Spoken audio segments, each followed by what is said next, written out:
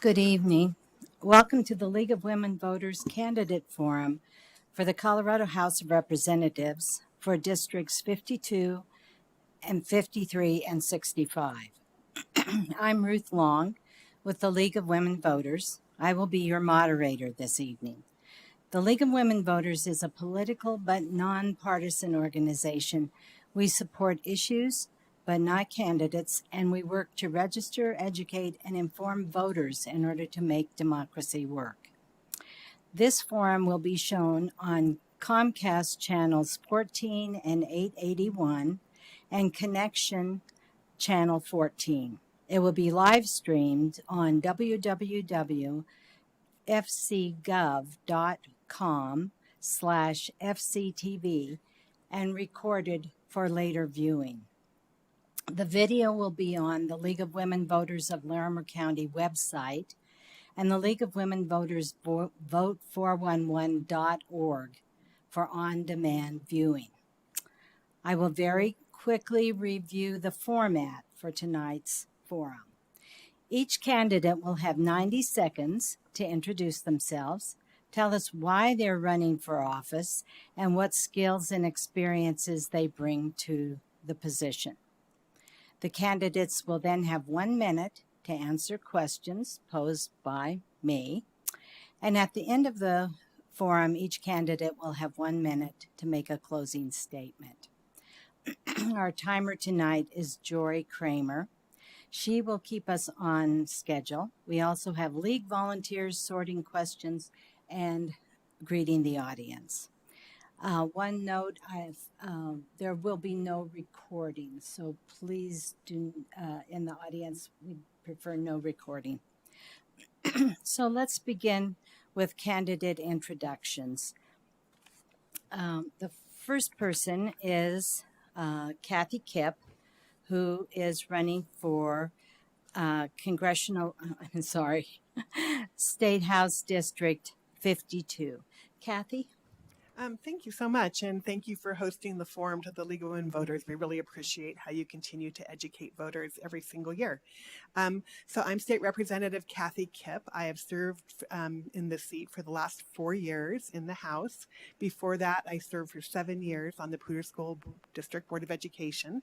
And I come to this role kind of, by the family route. I have twins that are 24 years old now. So when I was always that parent at school who was there saying, I need to volunteer. I need to be there. I served on pretty much every district committee. And when I was on the school board, I finally decided, you know what, we need to fund our schools better in Colorado. And the way to do it is to have a vote down at the state capitol, because that's where a lot of these decisions get made. So that's why I wanted to be in the state legislature. I've lived in Fort Collins for 37 years, been married to my husband, Don, for nearly that long. One of the things I did when I got onto the school board is I started listening sessions, because I really believe that we need to listen to the people who we represent. So I've been doing really monthly listening sessions since I got on the school board back in 2011, and just been doing that ever since. We continue to do listening sessions, town halls, etc. I would really appreciate you all listening in tonight, and look forward to hopefully earning your vote. Thank you so much. Thank you, Kathy. Dee Dee Vicino is the second candidate for House District 52. Well, good evening, everyone, and thank you for being here. And thank you, League of Women Voters, for hosting this event and giving us an opportunity to speak tonight. I am running for office because I love Colorado. I love living here. I love everything about our state. And I want to make sure that we protect and preserve the quality of life that we have here as Coloradans. I want to make sure that our citizens are free to walk the streets without worry. I want to make sure that we have a safe and secure community for everyone. We need to really get a handle on crime, prosecute criminals, and protect our citizens. I want to make sure that we are free from taxes and fees so that life here is affordable and everyone can afford to put gas in their car, food on their table. and afford housing here in Fort Collins. I want to make sure that small businesses have the freedom to operate free from government overregulation and oversight so that we can encourage our small business community to thrive and grow. And I want to make sure that parents retain the right to decide how and where their children are educated. As a former teacher and principal of a high-performing charter school that served over 1,500 socioeconomically disadvantaged children, ethnically diverse population, I think that I'm positioned well to look at policy and legislature. Also, I've written policy for international organizations in developing countries, so I understand what poorly thought out policy can do to our citizens. Thank you again so much for having me. I'm happy to be here. Okay. Lisa Chalet is the candidate for House District 65. Hi, my name is Lisa Cholet, and I am a Colorado native. I've lived in northern Colorado since 2006. I'm a happily married mother of 5, grandmother of 1. And I'm running to bring a real voice and representation for working families. I am a working family. My children have decided to become teachers, and I see the struggles and I live the struggles of affordability and inability to make good choices without having to consider finances. I think it's important that we have a real voice down in the capital for Northern Colorado and the smaller communities that surround Fort Collins and Windsor. And I, as a planning commissioner in the town of Wellington, champion and director of Safe Routes to School, and a board member for the Budget Advisory Committee for PSD, I think that I'm in touch with what is affecting the families within our district. And I think I'm the right person to bring that voice and that concern and common sense solutions and get back to governance and not politicking in our state capital and start making decisions that are good for everyone instead of just a few. I think that my ability to work across party lines like I do in Wellington puts me in a position to get things done. Thank you. Okay. And the next candidate for House District 65 is Mike Lynch. Thank you, Ruth, and thank you once again for sponsoring us and getting folks out here so they can take a look at candidates. My name is Mike Lynch. I currently am the representative for House District 49, and after redistricting, that turned into House District 65. I'm a Colorado native. Been here most of my life. Sometimes when I was in the military, I went off to the military academy at West Point and came back and served in Fort Carson and started a family here. I have a wife who's on her way from a soccer game for my son, and it's also my wedding anniversary, so this is the best way to spend that. So we're hoping something's open a little later. But I ran for office because, I wasn't particularly happy with what was going on down at the Capitol. And after a certain amount of complaining about what's going on, you've got to put that into action. And so I was fortunate enough to be in a position where I was able to run for office. I run my own business. I have 13 employees, so I've signed both sides of a paycheck. And I take that experience down to the Capitol every day. Through that, I serve on the Judicial Committee, and after one session, I'm also the ranking member on the Business Committee. And would appreciate your support and look forward to talking to you after this. Thank you, Mike. Our next candidate is for House District 53. Andrew Basenecker is able to be with us, and I need to inform you that Donna Walter is not able to be with us, and our policy is that the candidate who doesn't have an opponent will be able to introduce himself and won't be able to answer your questions, unfortunately. So, Andrew. Well, thank you, Ruth, and thank you to the League for hosting the event this evening. Good evening. My name is State Representative Andrew Basenecker, and I have the distinct privilege of working on behalf of House District 53 and our community down at the state capitol. I'm running for re-election because I believe that together we can build a future full of hope, equity, and opportunity for each and every Coloradan. Now, this commitment to my community is one that I feel that I've demonstrated over the last year and a half serving our community at the state capitol. I've fought hard for affordable and attainable housing in our community, standing alongside mobile home park residents and working to ensure that our state's largest source of unsubsidized affordable housing remains just that. I've also championed policies that protect our land, air, and water, ensuring that we can build more recreational trails here in the state of Colorado, while conducting a comprehensive audit of the oil and gas industry in our state. I also stand alongside our school children and our public school teachers as a former public school teacher myself. And I believe that we must continue to work to fully fund our students and our educators so that every student has the tools they need to succeed and that every educator in our state is paid a competitive salary. Last but not least, I'd like to highlight the issue of abortion and just mention that I will always fight for the right to choose and believe that abortion must remain safe and legal in our state. I thank you for the opportunity to be here with you this evening. I'm sorry I can't answer the questions on behalf of the league, but I look forward to engaging after the session. Thank you so much for your time. Thank you, Andrew. We'll go ahead and start with our questions. And let's start with Dee Dee, since Kathy started with the introduction, so we'll start with Dee Dee. This question is about healthcare. What measures would you support to address healthcare access and affordability in the state, especially in rural areas? Healthcare is an important issue. Thank you so much for asking that question. It's something that a lot of people struggle with. Small business owners who own their own businesses struggle with this issue. I'm a small business owner because then you have to figure out how to find healthcare for yourself and your family if you're not part of a larger group. So I appreciate that. I really am a fan of direct primary care. I think that operating the clinics and facilities throughout the state in rural Colorado, if we can find a way to bring direct primary care to rural areas, that would really help solve a lot of problems. Direct primary care can be provided for a very low fee. We've got several clinics right here in Fort Collins that charge a subscription rate of $50, $75 a piece, which is fairly affordable. It all kind of gets back to affordability. We want to make sure that we make things affordable for all Coloradans, and that is my goal, to reduce taxes, fees, and regulations so that we can provide that kind of care to our citizens. Thank you. Lisa. Thank you for the question. This is actually a subject that's close to me, living in Wellington.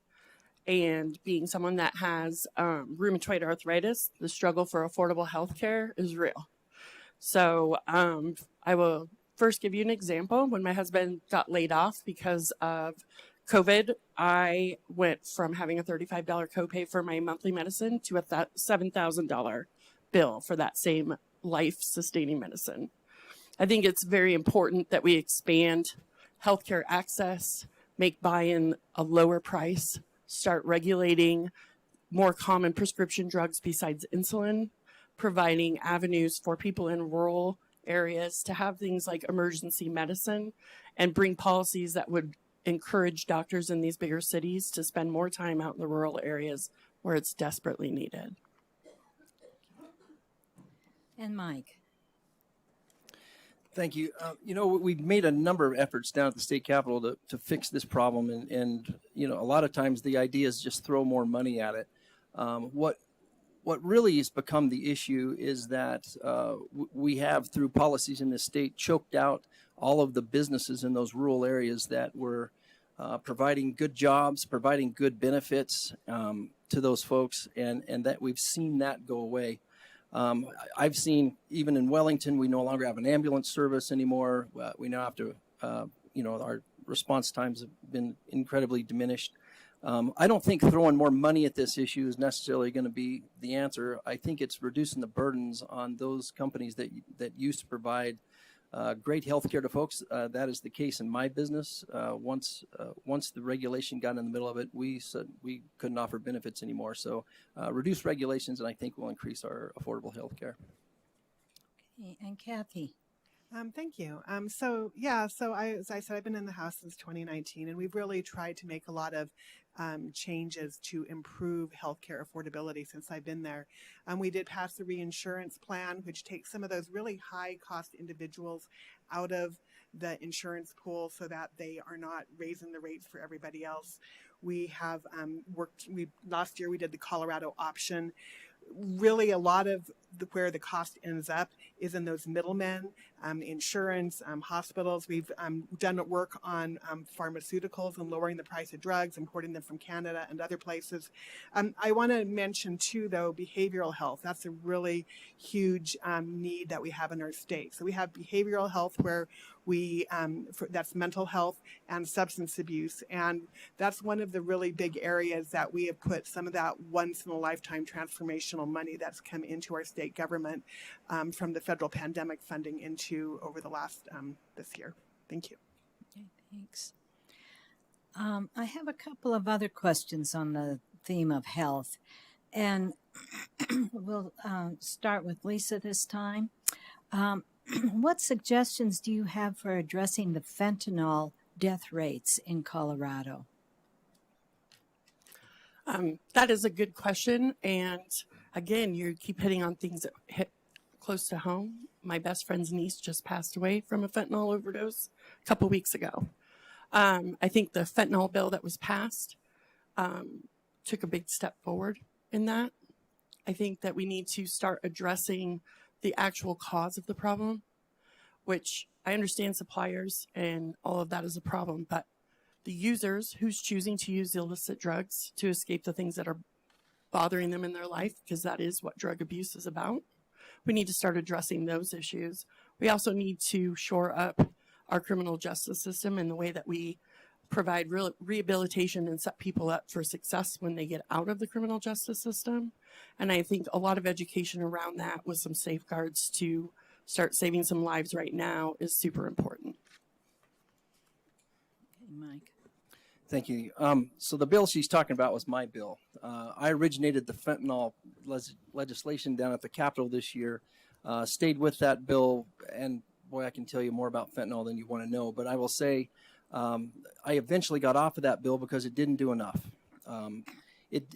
It moves some stuff forward as far as our ability to prosecute distribution and manufacture, but it doesn't do anything for users. The real problem in this state is the law that we passed in 2019 that made it legal for you to have 4 grams of any illicit substance. Well, we did that before the real rise of fentanyl coming into this state. Now we have fentanyl, and it's still somewhat legal for you to have those 4 grams. If you simply say you didn't know you had it, then you get away with the crime. But 4 grams of fentanyl will kill up to 2,000 people. What we need to do to fix this is to continue to crack down on the folks that are. We need to get behind law enforcement, which is not able to currently enforce laws. Okay, Kathy. Thank you so much. So yeah, as I mentioned at the end of my last answer, we've really put a lot of money in the state, and a lot of that was that federal pandemic money that came into substance abuse, which fentanyl falls into that category. I did support the fentanyl bill that we passed this year. It had some really good things in it, like testing. We want to make sure that if people are going to use illicit drugs, that they can at least make sure that their illicit drugs aren't laced with a poison that can kill them. Because, yeah, people do stupid stuff, but it shouldn't kill them. Substance abuse treatment is something else we put a lot of money into, because if we don't deal with substance abuse treatment, we're not going to get to where we need to be. And frankly, the prisons and the jails are not the appropriate warehouse to put people who suffer from substance abuse addictions into those places. We need to make sure that we are addressing the problem at its root and keeping people safe. Thank you. Dee Dee. Thank you so much. This is a pretty personal issue for me. I'm a mom of 4. 2 I gave birth to, 2 I acquired. 1 is still in high school. She's in our local public school, and kids do dumb things.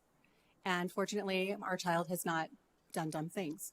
But I'm afraid that maybe one of her friends will make a really poor choice and may end up dying in the next year or 2 because of the fentanyl issue that we have in our country. My cousin right now is serving time in prison for possession with intent to distribute fentanyl. And I'm thankful that she's there because she can participate in the medical assistant treatment program, and she can participate in the work release program and gain the skills that she will need to support her family when she is released in the next couple of years. So I am grateful that she is there. 1 milligram of fentanyl can kill 500 people.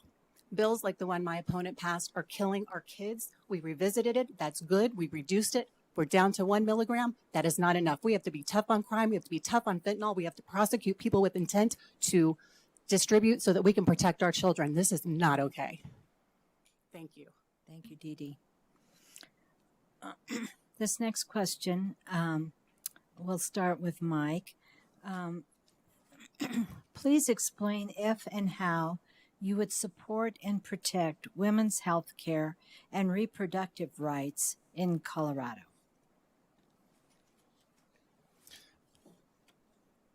Well, we had quite a bit of discussion about that this last year. And I think, you know, the two issues of abortion and healthcare have kind of got mixed together. So, you know, there is a way to support women's healthcare and support them through a healthy pregnancy and educate them on the different options that are available to them. Granted, you know, if there's risk to their life, that's a different issue. But I believe, you know, what we did in this state truly is the most extreme example that we can see in the nation about the ability for a woman to make a choice, and it came without compromise, and that's the part that bums me out about how that legislation went down. Thank you. Kathy. Thank you. And I would invite the audience to go read that bill because it's a very simple bill that basically says people get to do what they want with their own bodies, right? It's not an extreme bill in any sense. And the voters in Colorado have spoken over and over again, most recently in 2020, to say that they believe that women should have, all people should have the right to have an abortion and to do what they will with their own bodies. Abortion care is health care. I'm just going to repeat that because that's just so incredibly important.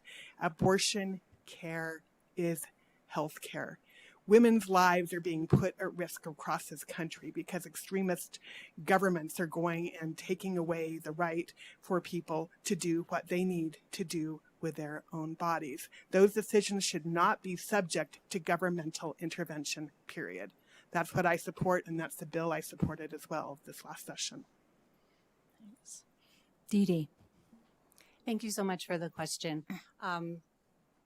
Reproductive health care. I support reproductive health care. I support reproductive health care for women and for men because reproductive health care is about fertility and making sure that we continue to procreate and continue the human race. So yeah, I'm a fan of that. What we're talking about is not reproductive health care. However, what we are talking about is abortion. And we did pass one of the most extreme abortion laws this country has ever seen. It's codified in our Constitution. We need to move forward from that. I think we need to focus on prevention. If we can prevent people from having unexpected and maybe unwanted pregnancies, that would be key. We do that through education. Abstinence is the number one way to prevent pregnancies, and it is now, because of legislation that's recently been passed, forbidden to be spoken about within schools. We need to bring the conversation of abstinence back. We need to celebrate women, encourage them, and give them the support they need if they find themselves with an unexpected pregnancy. We also need to celebrate fathers, and we need to uplift fathers, and we need to give them those services and support and tools and resources they need to be good fathers to their children. We need to support women. Thank you. Thank you. And Lisa. So as a mother of 5 children, abstinence doesn't work very well in marriage. I've had one child that was planned. I did have to terminate a pregnancy at 23 weeks to save my own life. It never occurred to me that someone would call that abortion. It was the single worst day of my life. With that said, I think my opponent said something that really resonates with me, actually, because he is my representative as well, is that the role of government should never have anything to do with what we do with our own person, whether that's a vaccine you don't like or a vaccine you do like, or your choice with what you want to do with your body as a person who is pregnant. I will stand up for that right every day and all day. This doesn't mean that I am pro-abortion. I'm pro-choice for each and every individual to make the choice that's best for them and for their family. Okay, very good. This next question also deals with healthcare. It's on gun safety. And let's see, I think we would be starting with Kathy again. Please explain whether or not you believe additional gun safety laws and funding are needed in Colorado. Yes, I do. So since I have been in the state legislature in 2019, we passed the red flag law. In this last year, well, not this year, but the year before in 2021, following the Boulder shooting, we passed a number of other laws such as safe storage and expanding background checks, closing the boyfriend loophole, making sure people report lost and stolen firearms. We also created the Office of Gun Violence Prevention. The Office of Gun Violence Prevention is out there to make sure that we as a state are looking to improve our gun safety in Colorado. And I look forward to seeing recommendations from their office and from my colleagues in the legislature to take further steps to protect Coloradans. We've had enough deaths and mass shootings in Colorado. We've had enough accidental shootings in Colorado. We need to make our state a safer place to live. Okay, Dee Dee. Thank you for the question. As a mom with kids running around all over this state, the issue of crime and guns is a serious one. And I agree that we need to get a handle on crime in this state. It is absolutely a problem. And thanks to bills that my opponent voted for, the crime rates have been skyrocketing. It's really disturbing. We have got to get a handle on crime. We've got to be tough on crime. Part of that does involve gun laws and dealing with the guns in our state. When it comes to guns in our state, I believe that we need to enforce the safe storage laws that we have on the book. We absolutely need to enforce the very strict gun laws that we have here in Colorado. And in order to do that, it's disturbing to me. I'm sorry, I'm losing my train of thought because I keep thinking of my kids out there and all of this crime. We need to protect our quality of life. We need to prosecute criminals. We need to follow the law and the rules that are already on the books. If we do that, we can really help Coloradans. Thank you. Lisa. So somehow I knew this question would come up. So I live in Wellington. It's a cross between rural and new urban. And I am fortunate enough to be friends with a former Marine who is a trustee in our town, who is a proud gun owner. And we have had many, many discussions about this. And what I think we need to do is start putting some common sense towards it. Everybody backs in their corners when you talk about gun control and gun violence. And ultimately, like some of the solutions that he and I came up with were they should be licensed. We have to license our cars. We have to be accountable for those. We should be accountable for our guns. But more importantly, we need to have safety and training for first-time gun owners. Right now, I can walk down to Walmart, buy a gun, and they'd let me leave not knowing I've never held a gun in my life. And I'm not anti-gun. I'm just anti-partisan solutions. I want to see common sense people come to the table. Let's find something that keeps everyone safe. Mike. Thank you for that question. The question was, do we need additional gun laws? And I think that's definitely a no-go because we see these crimes. Boulder happened in a gun-free zone, so they made that an area where you're not allowed to bring weapons. And look what happened. We don't have a gun problem. We have a mental health problem in this state. We have a mental health problem with a generation. I grew up with a gun in the gun rack in the back of my truck shooting Gophers on the way to school, and nobody ever had a school shooting go on. We need to fix this issue at its root cause, and it's not by controlling guns. It's by getting our good families back together where we can sit around the dinner table and discuss what we do with our time and with our guns. Okay. I'd like to follow along with that question with another question about crime. And let's see, we'll be starting with Dee Dee this time. What would you do to address trends in crime rates and car thefts? Transient? Trends. Trends. to address the trends, current A trends. little in confused car about rates. transient. The trends in car theft Yes, and crime rates. and crime rates. Again, we have to prosecute crime. We have to prosecute criminals. We have been soft on crime. Bills that have been passed by our legislators have led us to soft on crime bills. We have a revolving door of criminals. Criminals are in jail and then they are out of jail before the paperwork is even processed. I have talked to people in the sheriff's department and the police department, and they are so frustrated that they cannot keep dangerous people behind bars. It's gotten so bad, in fact, that Progressive Insurance is now refusing to insure automobiles in Denver because the crime rate is so high. What does that do to our citizens? How does that keep us safe? If we can't get car insurance, that's an even bigger problem. What happens if you're in a car accident? What if something happens to you? What if somebody hits you? If we are not tough on crime, the crime will continue to exacerbate. It will continue to grow. Our children will be victims. We will be victims, and that is not okay. We have to prosecute crime, protect our quality of life here in Colorado. That is the goal. Thank you. Lisa. So I'll agree that the criminal justice system needs to be revamped. This is a subject I'm very passionate about. Right now, our criminal justice system houses people, turns them back out, and expects them to do different with no new tools, no rehabilitation, nothing. People go in criminals. When they come out, they've served their time, and they should be allowed and encouraged to try a different path. That isn't happening right now.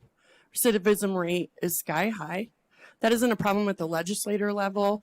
That isn't a problem with our law enforcement. That's a problem with what happens behind the Department of Corrections.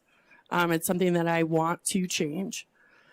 I think it's important to understand that criminal behavior is from other issues, and we need to start addressing those other issues before people are put back out into our society and take the burden off the society and put it back on the people who have committed the crimes.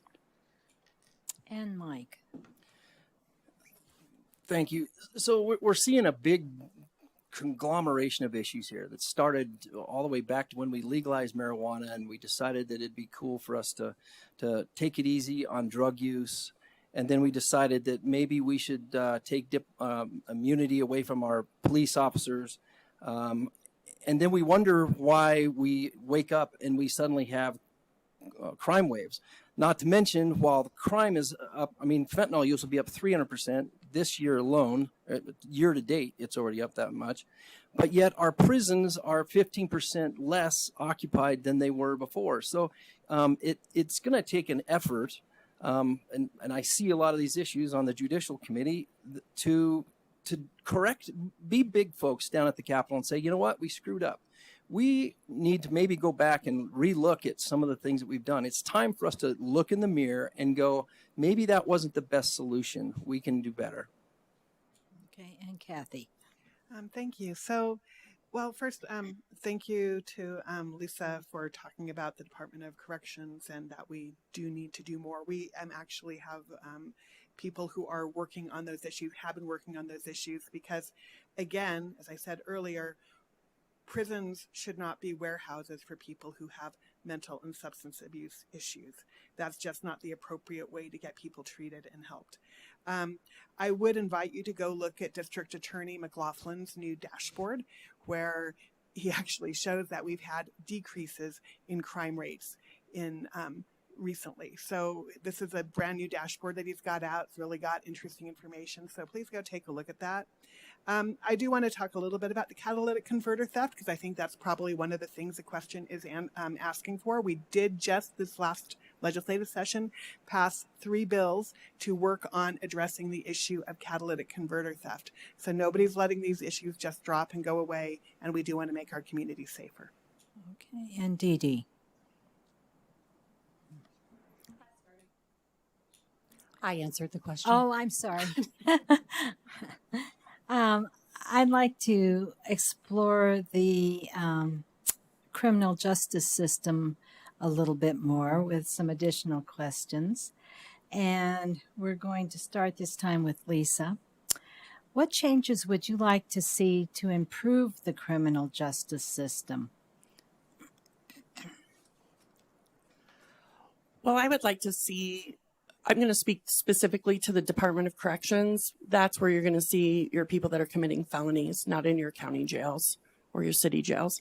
In the Department of Corrections, what I would like to see actually is something where you're actually giving the offenders that are in there a sense of control and hope. And I know that sounds a little crazy, but if you actually give measurable goals for how people will be released early from prison on mandatory parole, rather than subjective goals that are subject to the bias of the parole board member that's making that decision, then offenders will be more motivated to get GEDs, learn a new skill, and things of that nature, so that when they go in front of that parole board, they've met the measurable goals that allow them to be released and will have new skills to perhaps take a different path when they get out.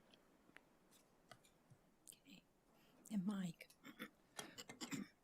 Well, this is once again kind of a complicated issue. The criminal justice system, what we've tried to do in this state is say, let's rehab these folks, let's get them fixed up, and there's a lot of merit to that. I'll give credit to that.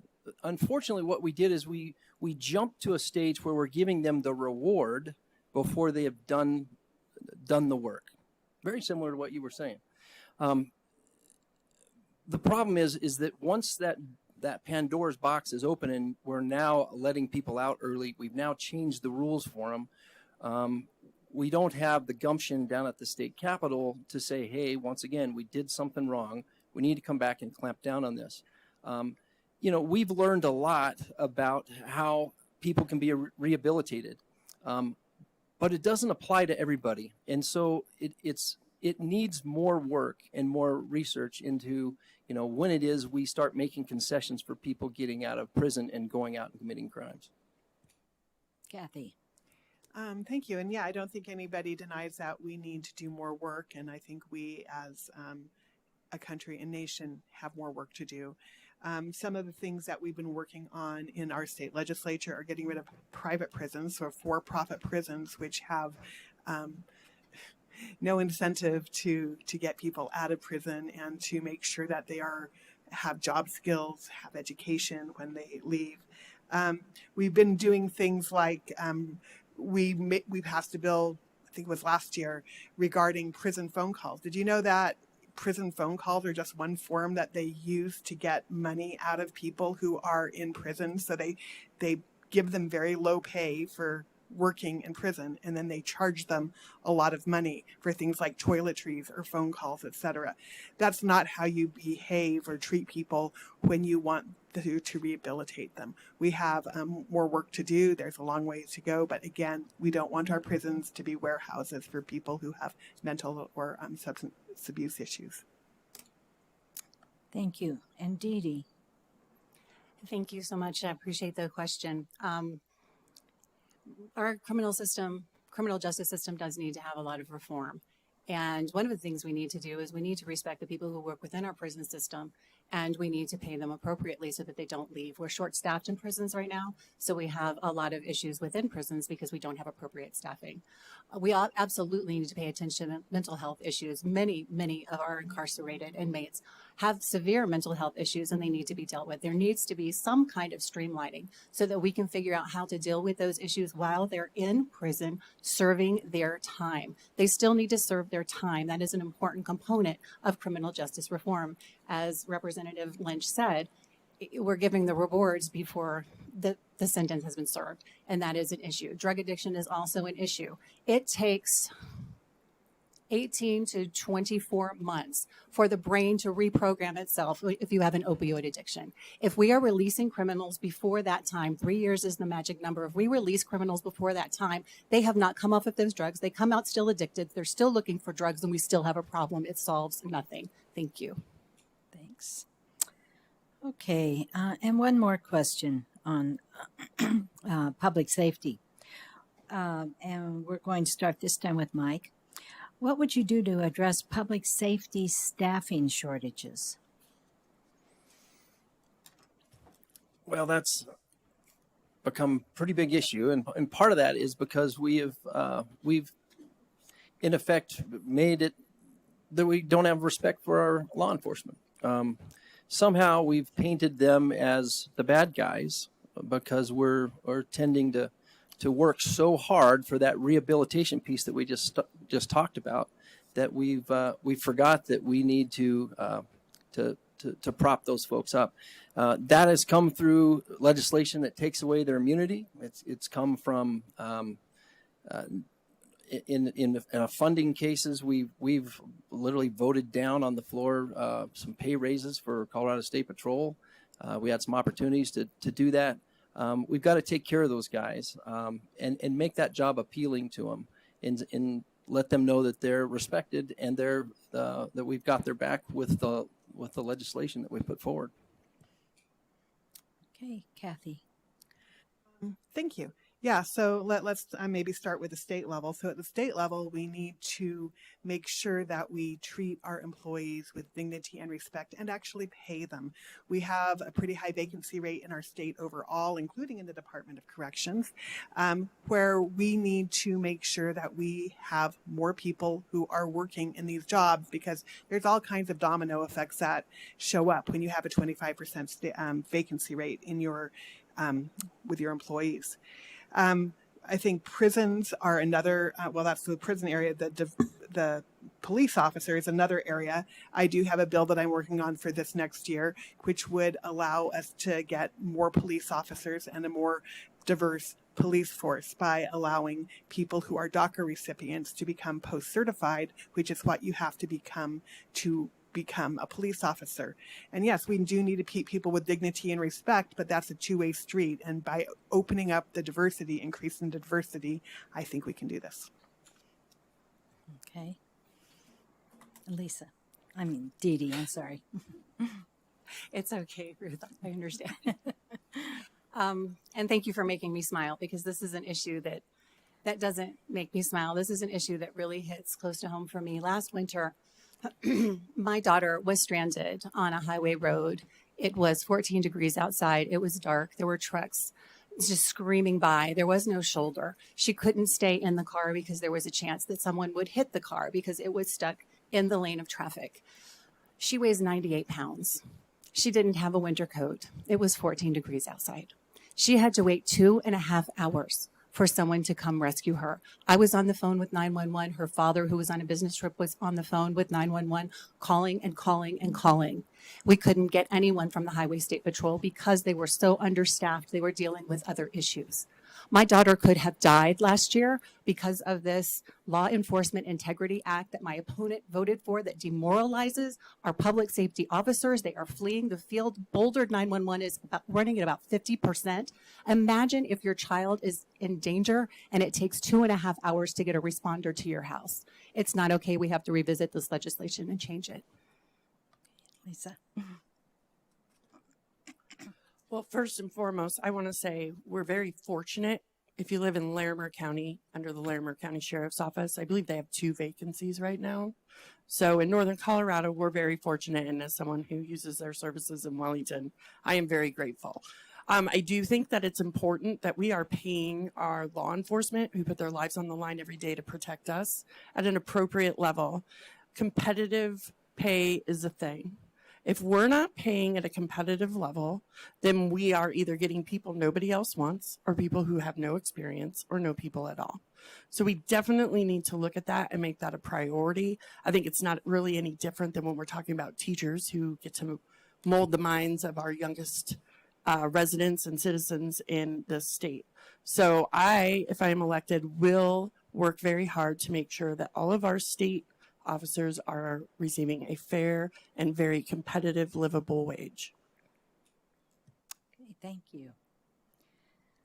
Let's switch to a new theme. Let's talk a little bit about education. And we'll start this around with Kathy. How do you propose we provide more support at the state level for our education system? So Colorado has some real challenges when it comes to funding education. And well, I'm just going to bring up the elephant in the room because we haven't even talked about it yet, but that's Tabor. Tabor actually keeps us from being able to keep the revenue that the taxes that our citizens pay so that we can have good schools and good roads. But instead, we are having to make very tough choices like not adequately paying, so we don't have enough people working for the state right now, not paying teachers well for education. Our teacher pay rate in Colorado is amongst the worst in the entire country when it's compared. So we have a lot of work to do. Honestly, I think it's going to eventually take a referendum. I will say we've done a lot of work over the last 4 years. Free all-day kindergarten. We have next year free universal pre-K for 10 hours a week for 4-year-olds.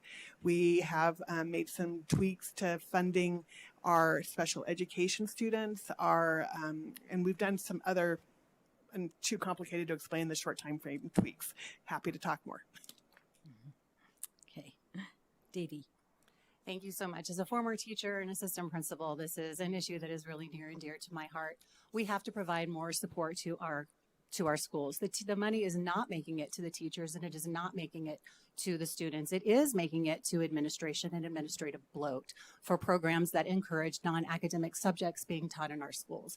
We really need a paradigm shift here. We have got to shift away from non-academic subjects back to academic subjects, making sure that that money is not going to administrative bloat when student enrollment has remained flat or has even decreased. It should be going to the teachers, and it should be going to the students. And we can do that without raising taxes and without messing with the Taxpayer Bill of Rights. We absolutely can do that. In regards to curriculum, we're making a lot of curriculum decisions at the state level. Again, that takes money. If we stop making those decisions at the state level and start making them at the local level where they belong, local school boards should be making curriculum decisions. Parents should be making curriculum decisions. Parents make the best decisions for their children in collaboration with their local school boards. And that will save money and get money to the teachers, to the classrooms where it belongs. Thank you. And Lisa. So as I mentioned in my introduction, I sit on the Budget Advisory Committee for Poudre School District, and I've been on that committee for 8 or 9, I'm going on 9 years now. So I have watched the fluctuation in how the state funds education. And I think that we need to fully fund education. No more negative factor. We need to pay what we need to pay, what the voters voted for. As far as the levels. Right now, we're just a little over $9,000 per student. We are fortunate in PSD that we passed a mill levy that increases teacher pay to a competitive salary. We do pay higher than a lot of other school districts, but on a state level, this just needs to be a priority. We need to be prioritizing our children. We don't need to be fighting about school of choice and charter schools and things of that nature. We need to be fighting for our kids, fully funding education, and finding places to cut that funding elsewhere that isn't law enforcement. Thank you. Okay. And Mike. You know, we're fortunate in this state in that this is one of the few states in the nation that actually constitutionally demands that we fund education.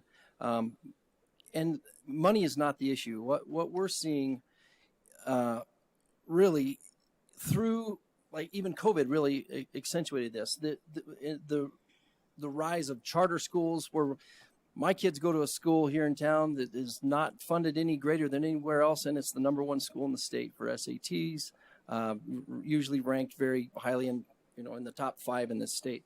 That's not because they have more money. That's because they have more choice there. The administration down at the school level. I think we need to have a voucher system and let that money go to wherever those inner city kids that are stuck in a bad school want to go, where their parents can say, I want better for my child. I'm going to let them go to a school. I'm going to take my money. If we do that and we manage it like a business, I think we'll get great results. Thank you. Let's take a look at a couple of the ballot issues that we'll be looking at this year. And let's start this round with Dee Dee. If Proposition 121 passes, lowering the state income tax rate from 4.55% to 4.40%, how would the state deal with the reduced amount of revenue?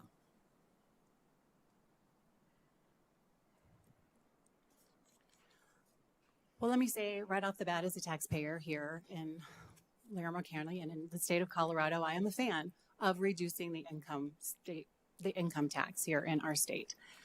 How do we deal with that when it comes to funding our programs? It's a great, great question.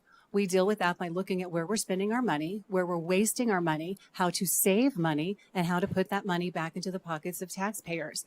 There's a lot of waste in our government. There's a lot of waste in all government. I'm not blaming anyone in particular. It's just one of the sad repercussions of government is it's really easy to waste money when it's not your own. And I'm really looking forward to digging into the budget, seeing where the money's going, seeing how we can divert those funds so that we can reduce the income tax and we can protect the quality of life here for all Coloradans. It is critical that Coloradans have their money so they can pump it back into the economy.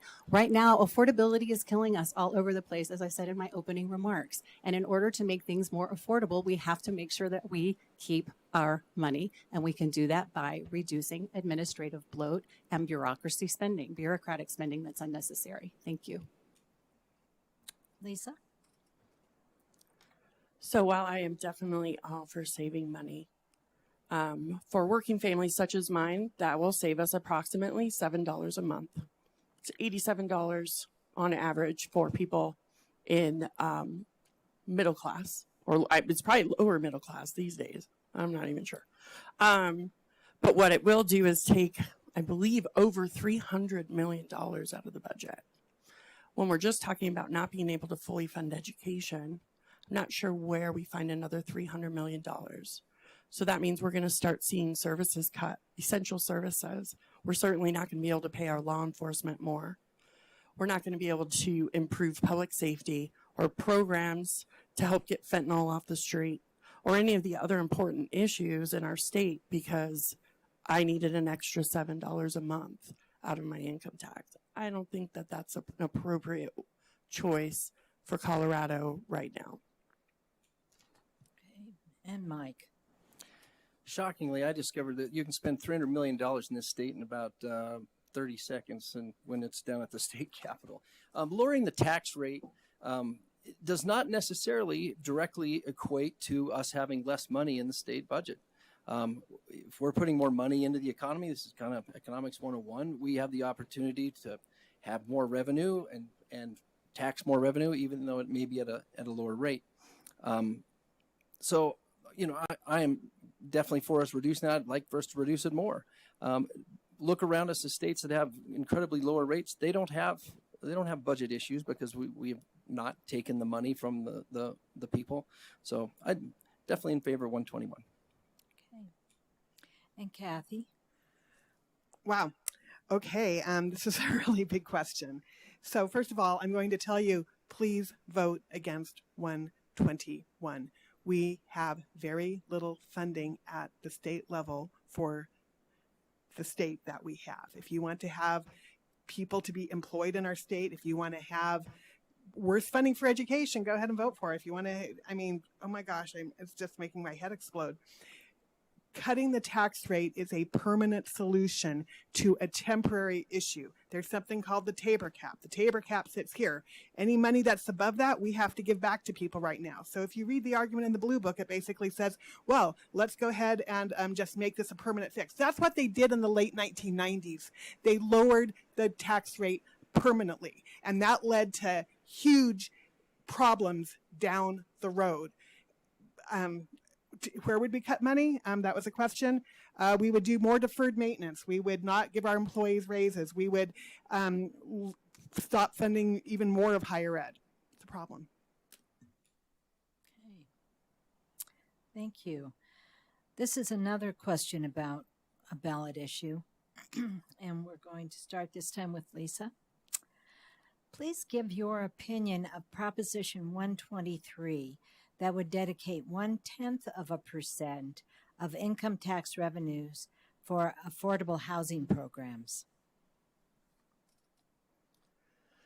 So I spent a lot of time looking at this because affordability is the number one issue that I want to address when I'm elected.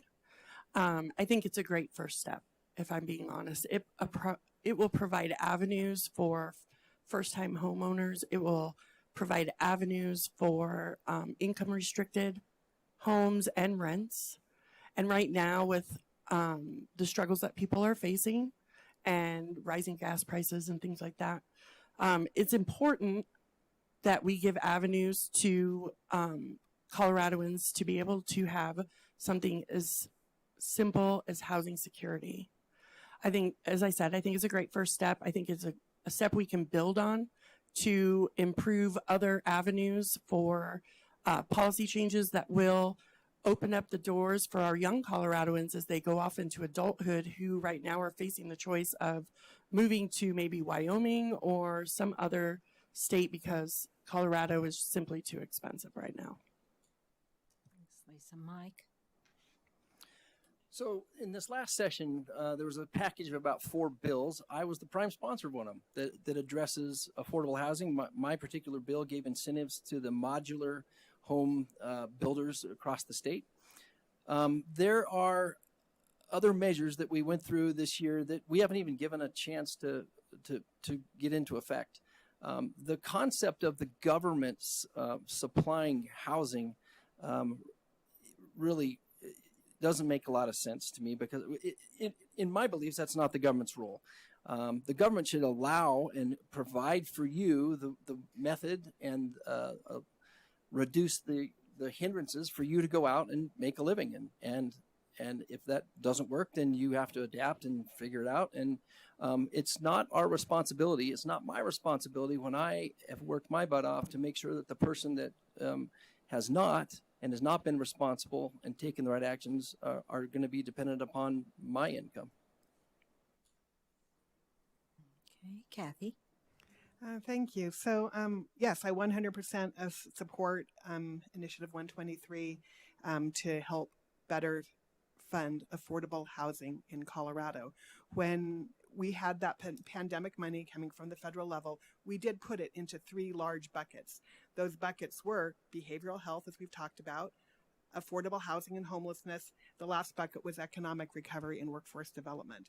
Those are really all important areas to Colorado. I had 2 bills in the affordable housing space this year myself, but that is not totally meeting the need. We need to do all of the above solutions that are going to help us address the affordable housing crisis that we have throughout our state, because what we have is we have a supply and demand problem. Supply and demand, that's basic economics, right? We have very little supply, so we have a lot of demand, which drives the prices up. We need to figure out how to get more housing that's affordable for people and not just build big luxury mansions, so that we have more affordable housing and bring down the prices. Thank you. And Dee Dee? Thank you very much. Housing prices in Colorado are astronomical. I can't believe how much they've increased just over the last few years. It's insane. I'm glad my property is worth a lot more, but boy, it hurts first-time buyers. Proposition 123, while I appreciate that it does not increase taxes, it does put an undue burden on local municipalities to make up the differences from that. And I'm not sure that that is the best idea, to put undue burdens on our cities and municipalities as we're entering into a recession. I think there are other options that we can turn to for affordable housing. First of all, if we could remove the regulations that make housing so expensive, then we can bring the cost of housing down. We can also revisit the bills that have, like that transportation bill that has terribly increased taxes and fees unfairly on our citizens, and put that money back into their pockets so that they can actually afford somewhere to live. We have to work on affordability, affordable food, affordable healthcare access, affordable housing, all of it. And Proposition 123 right now does not do that for us. Thank you. Okay. Okay, we're going to switch to a new topic on the environment, and this we'll start with you, Mike, this time. What measures do you support to help prevent and mitigate the effects of wildfires and floods in Colorado? Very appropriate. I sit on the interim committee on wildfires, so I've been I can tell you about a bill that's going to be introduced coming up here. So there's a lot we can do. I mean, so my district, what is my current district, was incredibly impacted by Cameron Peak Fire. One of the bills that I'm proposing allows for and brings back and encourages the timber industry. We have ran that industry completely out of this state. There used to be hundreds of sawmills. Now there's around a dozen that can actually have any sort of volume. What that does for us, it's called forest management, and we've kind of walked away from doing that for some ideological purposes. But the ramification of that is we no longer have clear cuts. We don't have logging roads. We don't have any way to fight fires if they come. But if the fires do come, we now have mitigated that and also created an industry for this state. And that's a bill that I've worked up already. Kathy. Thank you. Yes, that's an area, wildfire mitigation has been a really huge area where we've put lots of state resources into. We've got a new firefighting helicopter. We put money into watershed restoration so that we can have those big floods coming down after a fire and taking everything out. But we really also need to address the root of what is causing these larger and larger environmental disasters, and that is climate change. So we have also taken a lot of steps at the state level to mitigate climate change. We're trying to reduce energy usage. We're trying to, I've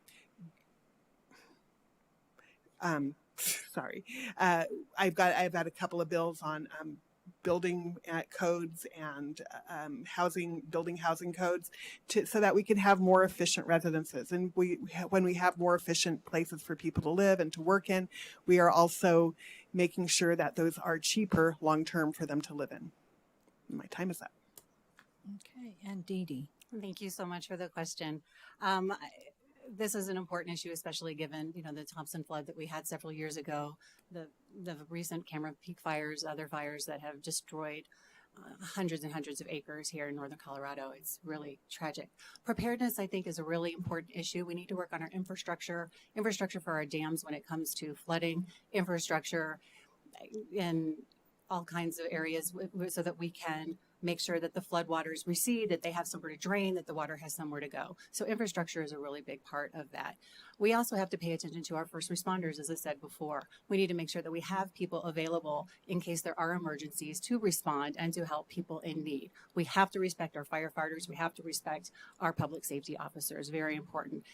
Forest management is huge. My mother lives right backed up to a natural space in Carbondale, and they're always worried about forest fires coming to the area, and they invest heavily in forest management on their properties. So these are just a few of the things that we can do to mitigate the issues, but we have to take it very seriously. Thank you. Okay, and Lisa. So as someone that's lived in Colorado for over 50 years, we'll leave it at that, definitely seen how our climate has changed. It's much drier now. The wildfires just in the 16 years I've been in northern Colorado have been horrific. That is because it's been very dry. We've had a lack of precipitation. We're in a terrible drought. And environmental factors, man-made and natural. I think it's important that as we see more people flock to our state, that we need to be informing them of what mitigation looks like in and around your home, especially if you choose to live in the foothills. I also think that we need to be responsible about the building codes that we're putting forth. I know there's a lot of improvements for energy efficiency, but we still have setbacks that are like this big in northern Colorado. I'm very grateful that it isn't that way in the town of Wellington, but we need to improve our setbacks so that we don't see future events like Louisville and Superior. Okay, thank you. I have another question regarding the environment, and we'll start this time with Kathy. What one environmental issue is most important for the future of Colorado, and what ideas do you have for addressing this issue?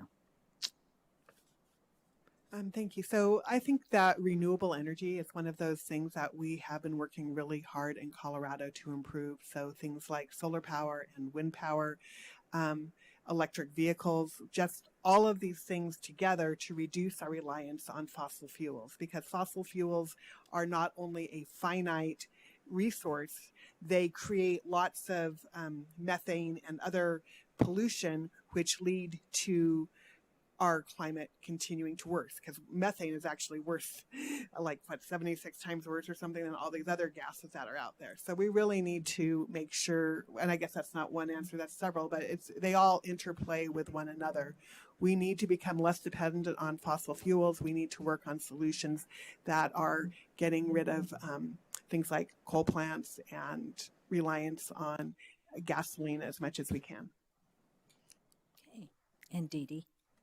Thank you. That is an important question. So many things involved in environmental issues, and I don't know that one is more important than the other, but one that really strikes me and hits a chords with me is water. Water is a huge issue here in Colorado, and it is vital that we have clean, safe drinking water here in Colorado. And I think the way that we do this is we work on conservation.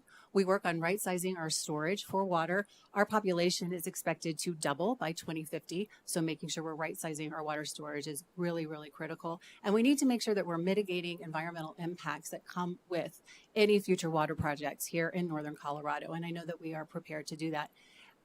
I'm glad that we're taking a look at this issue. I'm glad that we're looking at water. Providing clean water for Coloradans is essential to our quality of life and our health. Thank you. And Lisa. So first, I would agree with everything that both Kathy and Dee Dee said. Water is a big issue. The Colorado River Basin is in a crisis. It's losing depth and flow just through heat loss. So that's something that we definitely need to address, protecting our watersheds. In addition, I think it's just going to be a little off the beaten path, but solar panels are like the up and coming thing up here in Northern Colorado all the time. At least in Wellington, I see them a lot. But I would like to see us pass some policy and legislation that puts the recycling of those solar panels back in the hands of the manufacturers that are selling them to our residents. Right now, there isn't a very efficient way to do that, and the cost is put upon the people that purchase those solar panels, and they only have a shelf life of about 20 to 25 years. So eventually we're going to have a huge solar panel problem, and I would like to see us address that as well.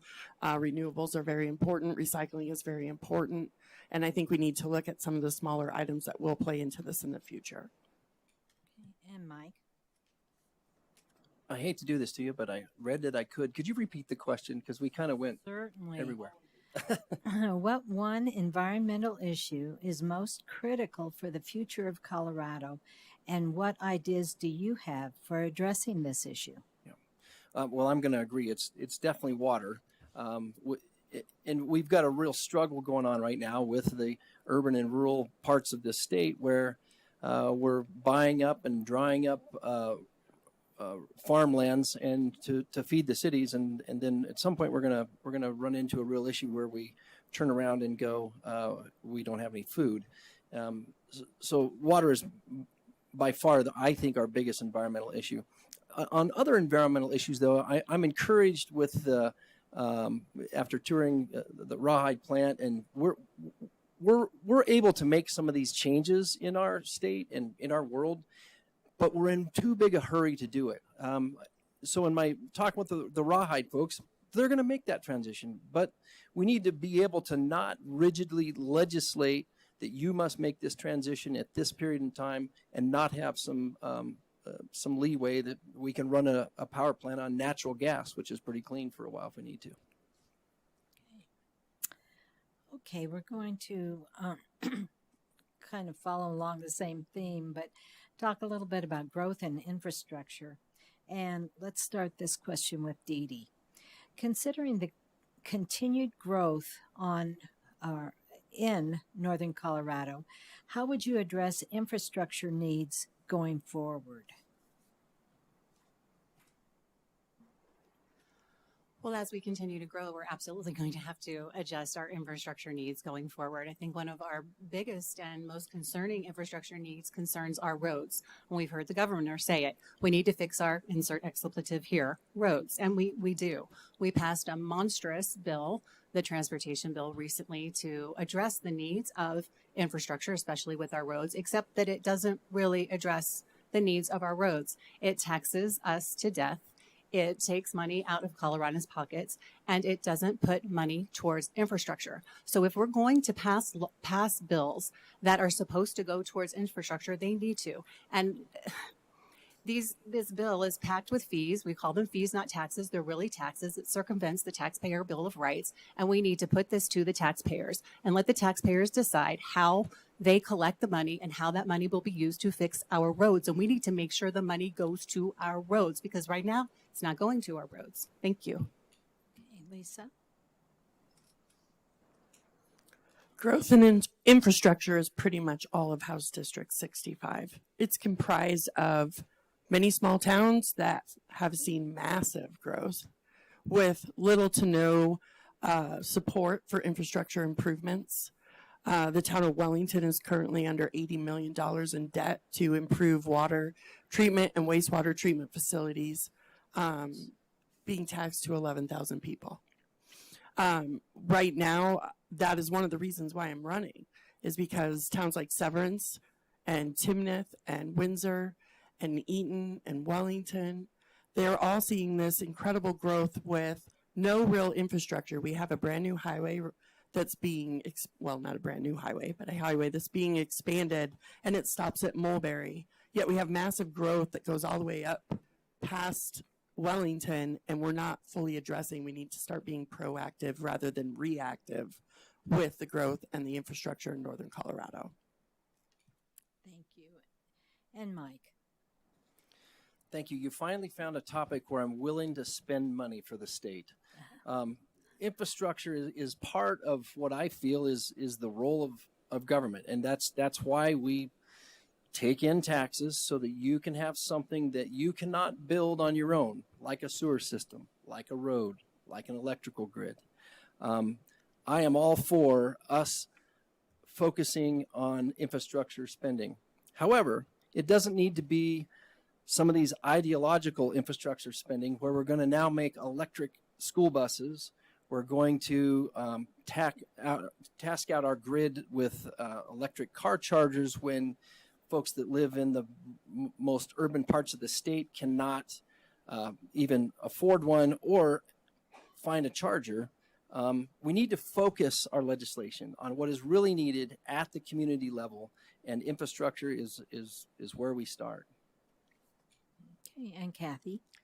Thank you. Yeah, I was proud to support that infrastructure bill last year, the transportation bill, which was a huge compromise, which is, I believe, going to help us get to where we need to go. People say, well, we don't want to, pay fees or whatever for our transportation infrastructure. We need to do that. We also need to have more public transportation. We need to make sure that we're not impacting our most marginalized communities. We need to make sure that as we're developing our infrastructure, that we're also working on population density and infill, because that's got to be part of the solution as we continue to grow. The housing market we've already talked about. One of the things we haven't talked about in terms of affordable housing is metro districts. Metro districts are a huge issue that show up every single year that we have to pay for the infrastructure in neighborhoods because municipalities and local jurisdictions no longer have the revenue to do that because, again, Tabor, we need to stop taking away the ability to sustainably maintain what we already have. Thank you. Okay. I'm going to change subjects again. And this time we're starting with Lisa. How would you address the issues of news deserts where citizens have no access to local news?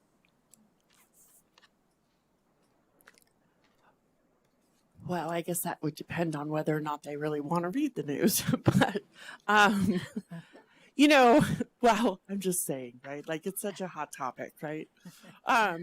Well, one of the things that I would really like to see is some journalism really kind of coming back.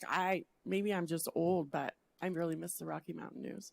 I would really like to see the opportunity for our young people to learn what journalism looks like, and maybe we start passing some policies. And I know grants means money, but this is that thing about prioritizing things where we can start producing that type of information source for our more rural communities, for our older citizens that may not want to be on the internet or don't have access to internet or can't afford internet.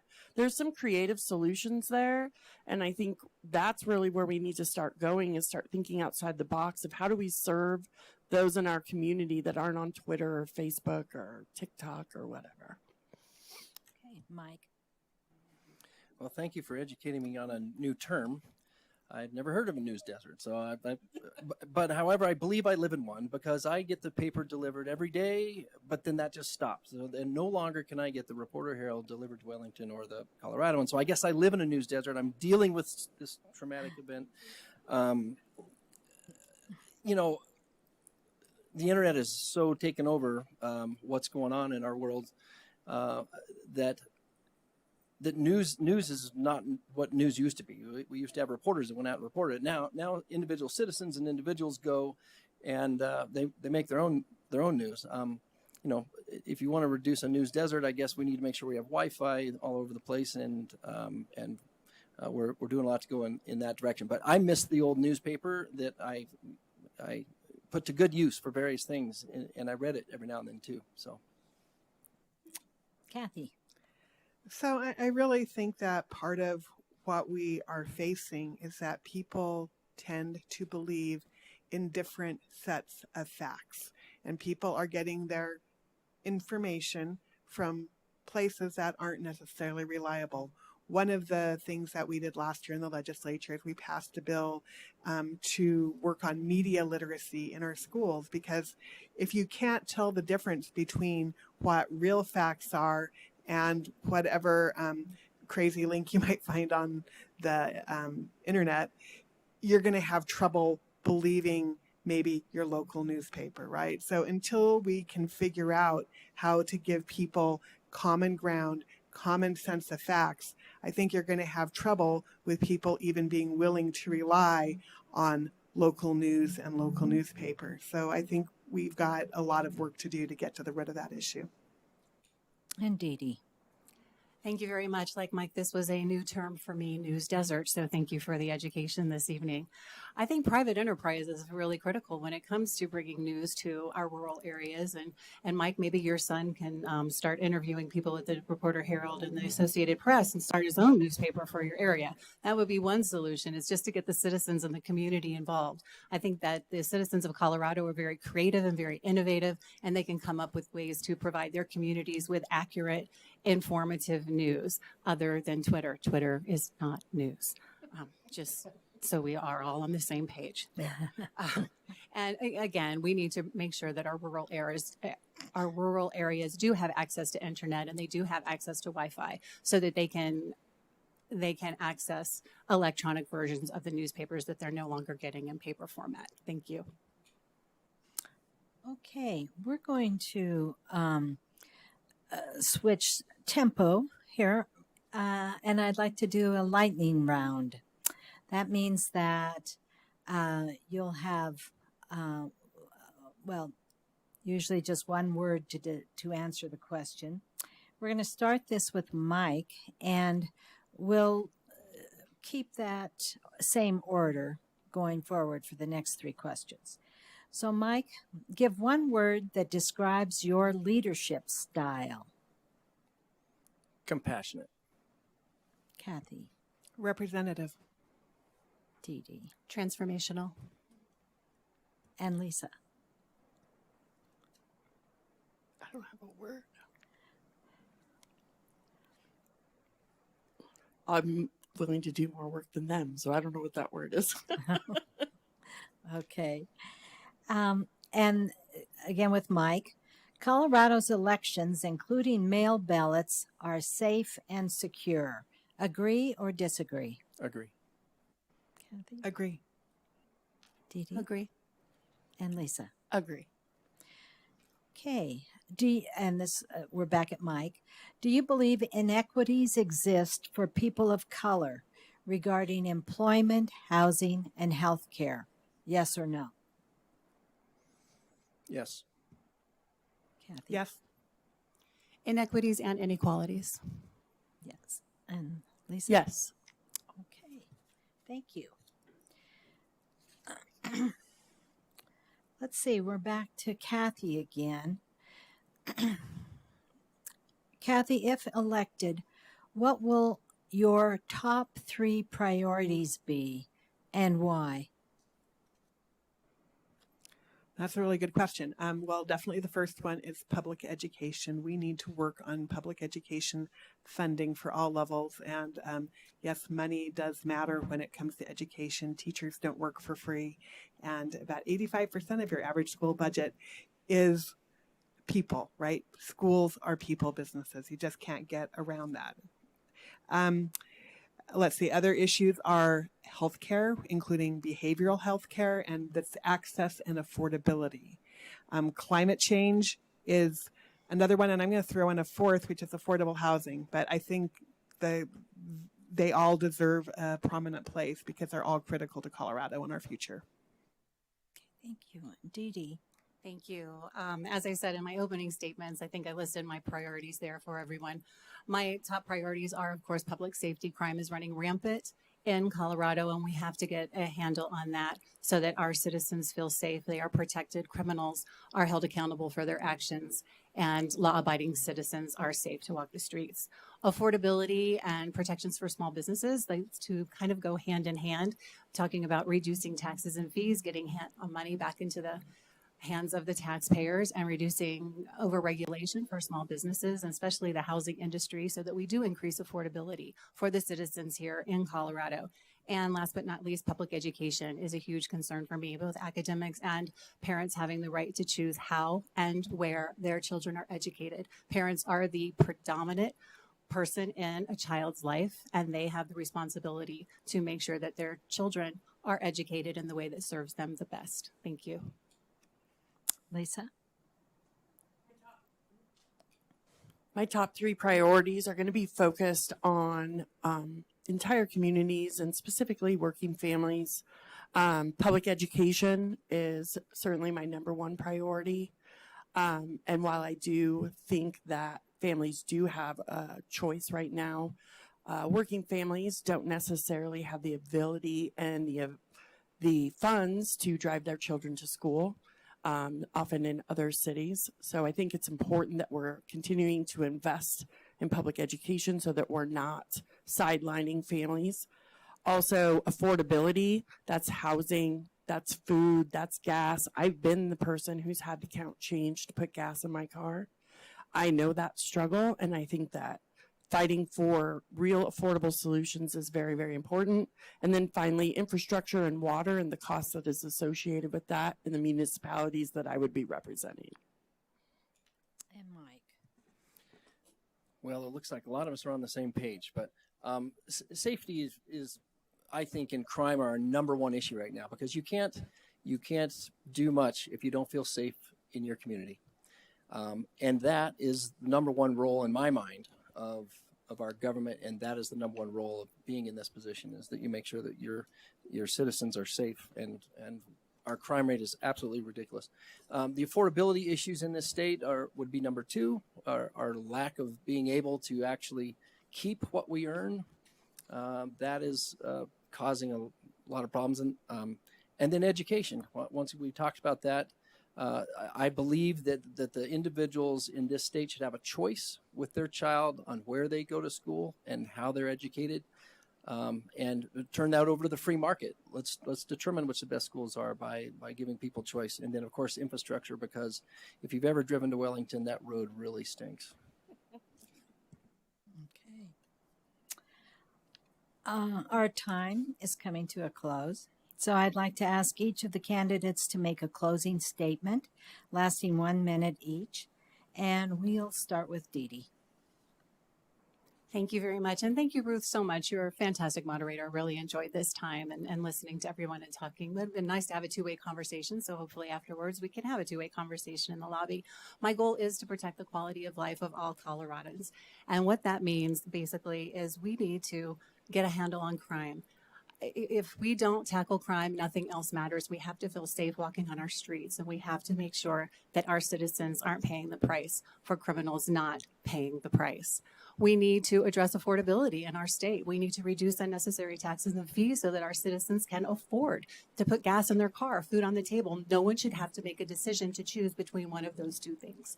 And we need to make sure that our small businesses are free to operate, free from government overreach and overregulation, so that they can thrive and and grow and bring jobs to Northern Colorado and support the economy. We want a vibrant, robust economy here. And again, public education, the focus on academics and allowing parents to decide where and how their children are educated. They are the ultimate authority in a child's life, and we should not ever circumvent that authority. Thank you. And Lisa? I think it's important to stress that, yes, I listed out my priorities, but my number one priority, what I really should have said, is that I'm running to actually advocate for the citizens within my district, to be their voice. I have been doing that in my town, and I think it's time that I take those same skills to the state. I think Northern Colorado, and specifically these municipalities, haven't had a real voice and a real advocate yet. I think it's important for working families to be represented. I think it's important for families not to be marginalized because they don't have the means or the ways to do some of the things that some of the other people up here are talking about in terms of policy changes. I want to make sure that people can afford to feed their children can get a good education at their community school where neighbors watch out for neighbors and they're safe and they're taken care of and they know they're well represented in the state capitol. Thank you. And Mike? Ruth, you're going to get thanked a lot, so thank you. This has been a great forum, and thank you guys for keeping this civil. I appreciate that. Nothing got thrown, which is what is important in this process, and that I've discovered through my time down at the Capitol, is that we may have different ideologies and views when we get down there, but at the end of the day, we need to make sure that we're doing what's right for the people of this state. With that attitude, I was the #1 Republican for getting bills passed. So you can't get a bill passed down there without some of these Democrats helping you out. So I've proven that I can do this job. I've enjoyed this job. I'm currently the ranking member on the business committee because they know I can get things done down there. So in one term, you can't really get a whole lot done. So I look forward to having the momentum that I bring to continue to do good things for Northern Colorado. Thank you. And Kathy? Thank you. And thank you to the League of Women Voters for hosting today. And thank you to everybody who took the time to listen to all of this. I know that this is not, as it was stated, not a two-way conversation. So don't hesitate ever to look me up. My personal cell phone is on my website. My email is on my website. You can give me a call. You can shoot me a text. www.kathykipp.com. Actually, I think you can even leave out the W's. But I just want to say, I spent 7 years on the local school board, followed up by 4 years in the state house. I really think I've done a good job of getting out there and listening. Since I've been in the House, we've had dozens of listening sessions. We keep people up to date with newsletters and town forums or town halls and issue forums. We've done a lot to make sure that we're staying in touch with our community and listening to what you need. And the job title is the exact same as the job description, which is representative. So I urge you to don't hesitate to reach out. Thanks. Thank you. I'd like to thank all of our candidates for being here tonight and sharing their thoughts with us. We greatly appreciate your participation tonight. Thank you also to the City of Fort Collins and their staff for allowing us to have this forum in the City Council chambers tonight and for making it available to the public. Thank you to our League volunteers for keeping us on track, and especially to Gwen Lipke, who organizes these important civic events. There will be an additional forum on October 12th for the Colorado State Senate District 15 and House District 49 candidates. Your ballots will be mailed out October 17th. Please be sure to return your ballots by 7 p.m. on Election Day, November 8th. Thank you all for being with us. Good night.